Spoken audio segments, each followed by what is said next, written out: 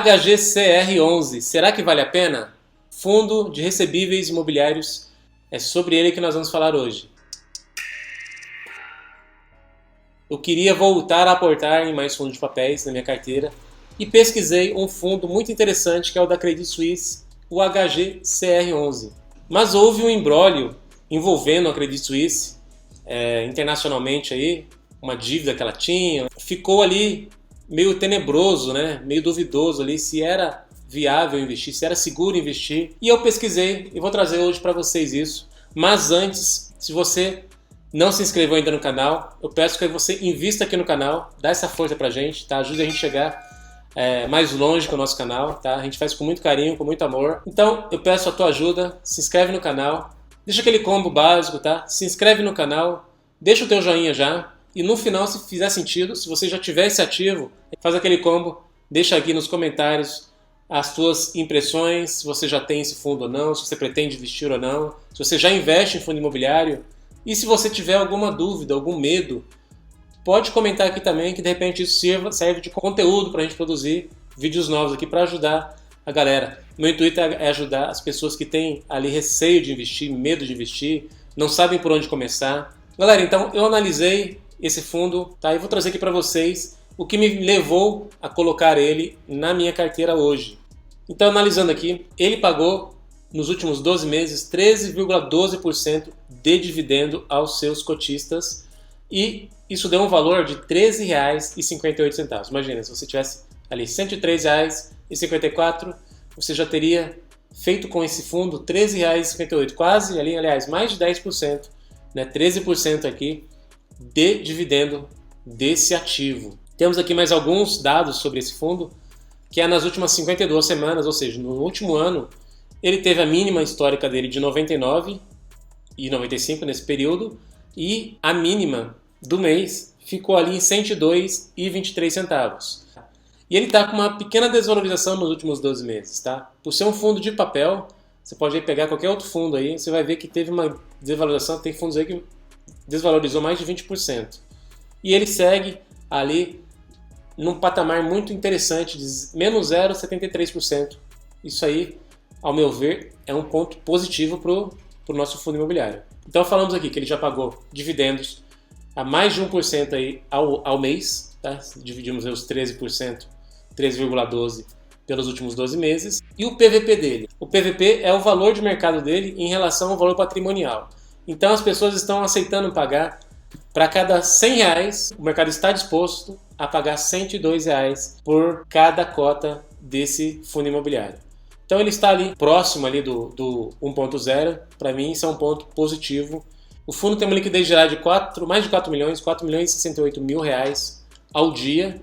Tem um total aí de 71.640 cotistas, tá? E esse número ele já subiu, né? Do mês passado para esse mês, ele subiu um número muito bom de cotistas nele, isso é um ponto positivo também. E aqui está os dividendos que ele pagou, anunciou R$ 1,20 de dividendo. Vou mostrar para vocês também que ele é um ativo bem linear nos últimos meses. Olha só, 2021, 2022, ele está pagando muito acima da média do 2021, vindo aqui ó, a R$ 1,20, R$ 1,15 ali em maio, depois veio só R$ 1,20, R$ 1,20.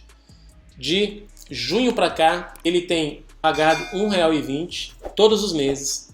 Então é um ativo que eu achei muito interessante. Mas em relação àquilo que o nome, né, Credit Suisse, a administradora desse fundo tem passado lá fora, né, essa dívida toda. E eles soltaram um fato relevante, eu vou abrir para vocês aqui. Relatório de setembro de 2022. O fundo é um fundo que tem 1,5 bi de patrimônio aqui, 1,5. Aqui o relatório fala que, ainda que a deflação tenha surpreendido negativamente desde que foi dado em julho, o Gartner estendeu a distribuição dos rendimentos para todo o segundo semestre de 2022, ratificando novamente a manutenção da distribuição de rendimentos de R$ 1,20 por cota até dezembro de 2022, ou seja, eles reafirmam aqui que eles vão pagar R$ 1,20 até o final do ano, pautados nos seguintes fatores que têm contribuído para o resultado do fundo. 1. O fundo possui parcela relevante de carteira exposta ao CDI mais 3,5%. Ou seja, galera, CDI está aí 13 e pouquinho, mais 3,5 ao mês. Então isso dá mais de 16% ao ano só de CDI. E lembrando que o IPCA vai voltar a subir e essa renda tende a aumentar. Esse rendimento aí deve aumentar para nós que somos cotistas, tá? Possui um saldo, 2. Possui um saldo relevante de inflação acruada nos CRIs da carteira, R$ 1,16 por cota, que ainda não virou resultado caixa e que deve ser consumido parcialmente durante o período da inflação baixa. Ou seja, ele já tem esse caixa aqui segurado para ir mantendo esse R$ 1,20. Acredito que ele vai começar a distribuir mais a partir de janeiro, tá? Isso aqui é minha opinião.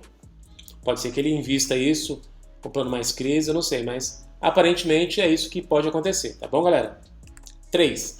Previsão de que ocorra um pré-pagamento de uma ou mais operações de CRI durante o semestre, o que deve gerar resultado adicional ao fundo. Olha só, 3, muito importante. O 4. Cerca de 42% dos CRIs indexados à inflação contam com um mecanismo de proteção contra a inflação. Galera, isso é muito importante, porque tem fundos que não têm essa proteção. Então, com a deflação, ele acaba caindo muito mais os rendimentos.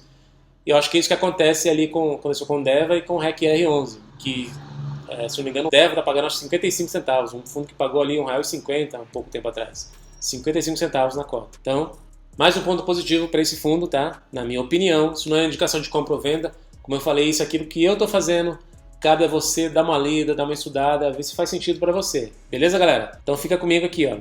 No qual o saldo devedor dos CRIs não é corrigido negativamente em caso de variação negativa do índice de inflação. Nesse caso, a correção é igual a zero, evitando assim grande parte do impacto da deflação recente. Este último deve-se principalmente ao nosso trabalho ativo da gestão na originação e negociação das operações CRI, que buscou priorizar e negociar esse dispositivo em todas as operações dos quais participou ativamente, principalmente após a deflação ocorrida durante os meses de abril e maio, de forma a proteger o fundo aos cenários de deflação futuros. Ou seja, eles têm feito uma gestão ativa muito boa, porque os ativos que eles vão comprando tem que ter a proteção aqui da deflação. Então, todos os ativos que eles têm comprado, participado aqui ativamente, os gestores eles têm ali realmente tido êxito. Mais um ponto positivo e o mais importante aqui, por fim, esclarecemos que o fundo não possui na carteira nenhum tipo de alavancagem. Ou seja, ele não pegou dinheiro emprestado, ali está devendo horrores ali para pagar todo mês. Quer dizer que ele está um fundo enxuto. Muito legal, galera. Aqui no 9 ele fala que a nona emissão de cotas, né, ocorreu ali no dia 29 de setembro e tal. E aqui é o que interessa, que eu quero ler rapidamente com vocês, que é relação com investidores. E aqui é o fato relevante que eles soltaram no dia 5 de outubro, tá? O administrador divulgou um fato relevante a fim de prestar esclarecimentos sobre as especulações no mercado. O fato relevante está disponível no site do administrador e pode ser consultado através do link. Então, vou clicar no link aqui e vamos direcionar ali e ver o que eles falaram ali, tá? Então, galera, é o seguinte, presta atenção nesses ativos aqui, que a Credit Suisse, ela é a gestora ali, a administradora dos fundos, tá?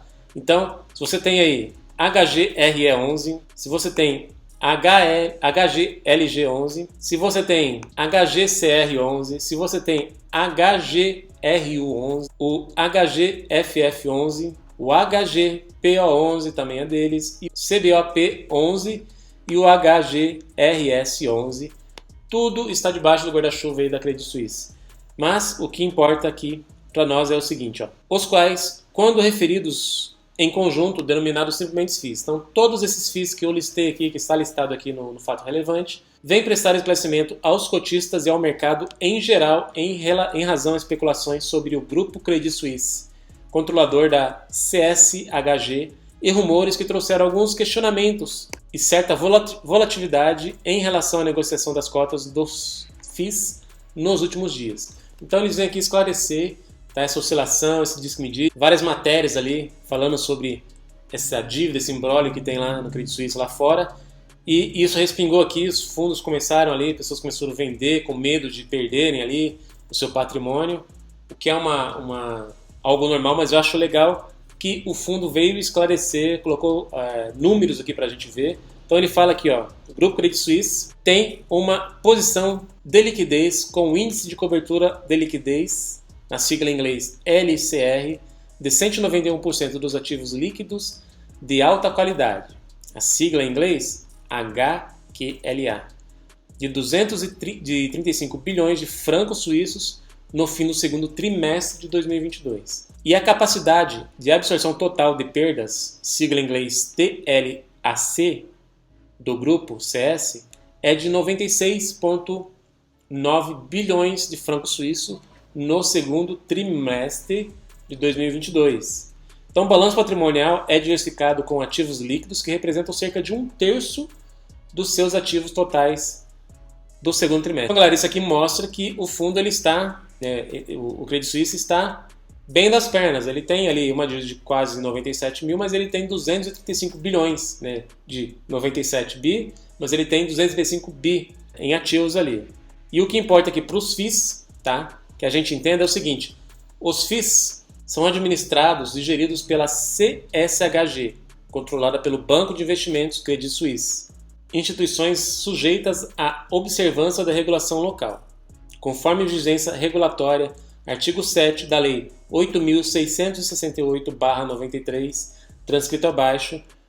Os bens e direitos dos FIIs são segregados e independentes. Turma, então é o seguinte, ó, o artigo 7 dos bens e direitos integrantes do patrimônio do Fundo de Investimentos Imobiliários, em especial os bens imóveis mantidos sob propriedade fiduciária da instituição administradora, bem como seus frutos e rendimentos, não se comunicam com o patrimônio desta, observada quanto a tais bens e direitos as seguintes restrições: não integrem o ativo da administradora, não respondam direta ou indiretamente por qualquer obrigação da instituição administradora, não comportam a lista de bens e direitos da administradora por efeito de liquidação judicial ou extrajudicial, não possam ser dados em garantia de débitos de operações da instituição administradora, não sejam passíveis de execução por qualquer credores da administradora, por mais privilegiados que possam ser, não possam ser constituídos quaisquer ônus reais sobre os imóveis. Ou seja, uma coisa não tem nada a ver com a outra. Aquilo que eles administram não tem nada a ver com o patrimônio que a empresa tem, com as dívidas que ela tem lá fora. Então, eles não podem tocar naquilo que ela apenas administra. Ela é uma gestora ali, ela administra, né? Ela negocia esses CRIs, mas ela ganha ali nas transações. Então, ela não é dona desse patrimônio todo aí. Então, não pode ser tocado nesse fundo, né? Então, esses FIIs eles estão resguardados por lei, né? Pelas resoluções aqui, ó. Assim, reforçamos que, em razão da segregação descrita acima, os resultados e rendimentos dos FIIs seguirão suas alocações específicas no contexto de suas respectivas atividades setoriais. Logística, escritório, renda urbana, residencial, crédito estruturado, CRIs e fundo de fundos, os FOFs.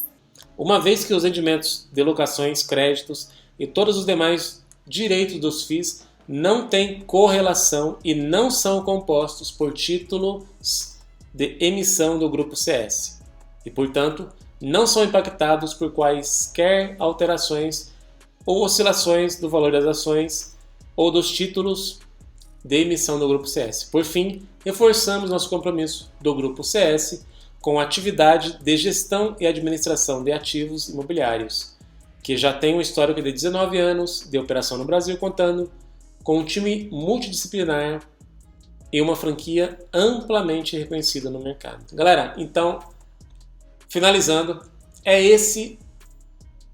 os critérios que eu usei, tá? Esses pontos, esses fundamentos que esse fundo tem. Eu achei muito interessante como um fundo de papel, como um fundo aí que tem pagado bons dividendos, mesmo ali no momento de baixo de queda ali, né, da deflação, ele continuou ali perene, continuou ali mantendo. Eu queria ter descoberto esse fundo um pouquinho mais cedo, na verdade, né?